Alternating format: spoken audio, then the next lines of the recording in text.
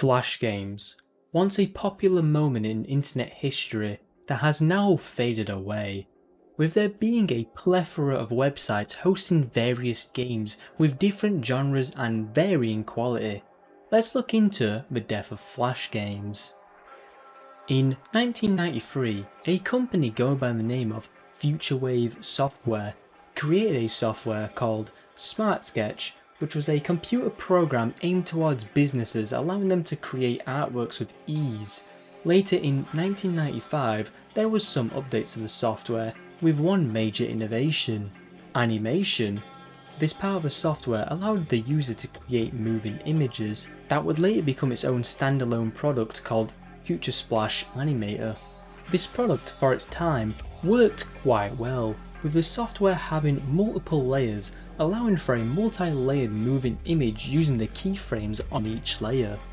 The software even allowed for animated objects, like for instance a button. You can make it expand in and out like what you would see on a website. In November 1996, a company by the name of Macromedia acquired the software FutureSplash and the accompanying software FutureSplash Player from FutureWave Software, with it shortly getting rebranded, with the name getting shortened down from FutureSplash Animator to Macromedia Flash.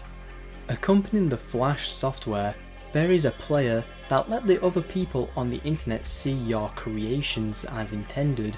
The small size of the software made it perfect to be used on the internet, with it only taking roughly 600 kilobytes. The Flash player was then made into a free browser plugin which helped the growth of Macromedia Flash, with it becoming one of the most installed plugins in 2005.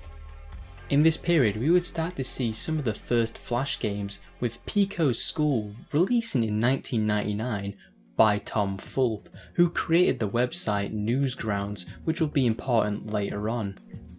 Back to Pico's School, the graphics in the game were quite basic, but the story of the game, well, that was more edgy. The premise of the game is that a goth kid in your class started to shoot up the school, and it's Pico's job to stop the goth kid. Onto the gameplay.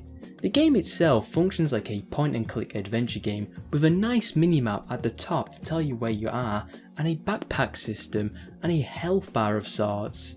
I'll be honest, even though the game's plot is really edgy and it has crude jokes scattered around, I still think the game was not bad when it released, but there are some other Flash games that came before it, like Mickey's Adventures, which released in 1998, with the premise of the game being an exploration game, with him being tasked to retrieve keys to save the world. The game offered different locations and new characters to meet in the game, with puzzles to go along like Myst or Oddworld. Mickey's Adventures had constant updates, with it being every month, with a new area to explore and even changes in the graphics from 2D to 3D. In 2001, the game had come to an end with a total of 43 chapters the player could explore through. On December 3rd, 2005, Adobe bought Macromedia for $3.4 billion, acquiring Dreamweaver, Director, Fireworks, Orthowave, and Flash.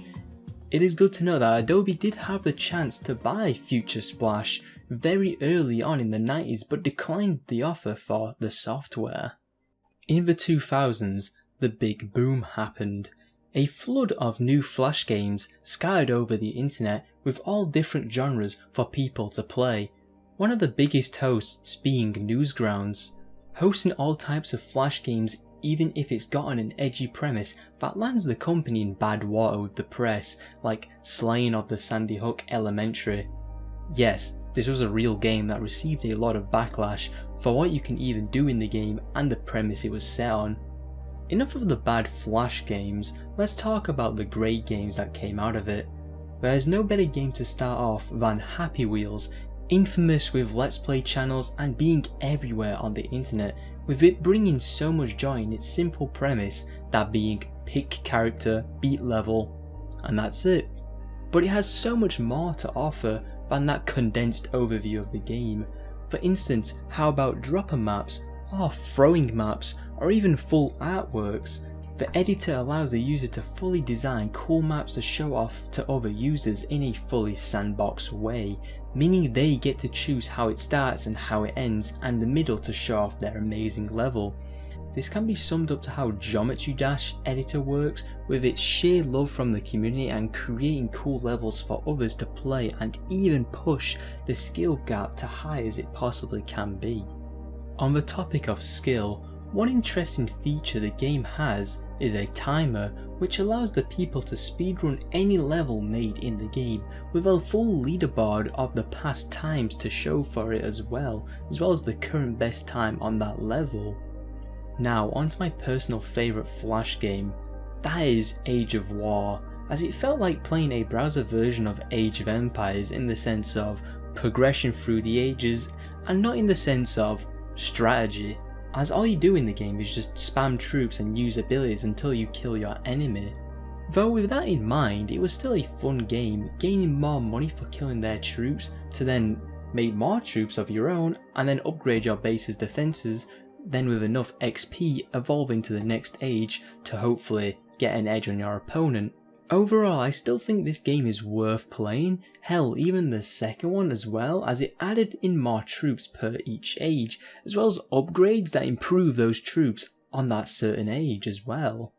In July 2017, Adobe would make an announcement stating its plans to put an end to Flash, justifying the move by pointing to open standards such as HTML5, WebGL and WebAssembly that have been constantly developed in recent years and offer a good alternative to Flash content, and an added date for when Adobe will stop supporting Flash, 31st of December 2020.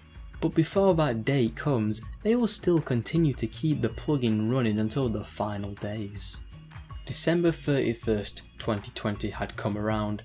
Doomsday had come. Adobe stopped supporting Flash. When trying to access the program, a pop-up would show up thanking users for their support of the product over the years it's been around, but this made every website that ran games supporting Flash no longer work, giving users a short deadline before the games are no longer available to play on their system. Well, everyone thought that Doomsday had occurred. There have been software like Flashpoint, which is an archive project to make sure all the Flash games were preserved. So far, there are over 170,000 games and animations preserved on the software for others to enjoy freely and play. Another workaround was Ruffle, which is an emulator of Flash, making it easy for websites to install the software with one line of code, with websites like Newsgrounds taking to using this software so games that used Flash will be functionable on the website and play just like it did back when it released. With Flash being gone, games still haven't lost their charm that made them Flash games, though they can't be called that no more, as the last Flash game by Major Bueno holds the title of being the last Flash game, being made before the plugin had stopped getting supported. Though the best game that shows browser games can still flourish, with one being a great example, Friday Night Funkin'. The game was made on November 1st, 2020, with it being a demo for Game Jam happening the same year. To say the game got popular is an understatement. Currently on Newsgrounds, it is the most popular game of all time, with it having 65 million views and 240,000 favourites. Even in the YouTube sphere, creators were getting millions of views for creating content around the game. Speaking of the game, let's have a look. Friday Night Funkin' is a mix between Dance Dance Revolution in how the game plays out, or like in any rhythm game in general, and also in how the arrows look in the game. There are currently 7 weeks in the game, which are like battles against other characters in the game to outperform in what the actions they perform. Overall, the game is really fun and I can see how it got really popular. Flash will always be remembered for its time and place with everyone, that being in school or creating fun memories over the internet, I'd really love to hear your favourite Flash game, so feel free to share that down in the comments. If you liked the video, feel free to leave a like. Please check out my join page if you wish to support the content I make. And with that being said, I'll see you some other time.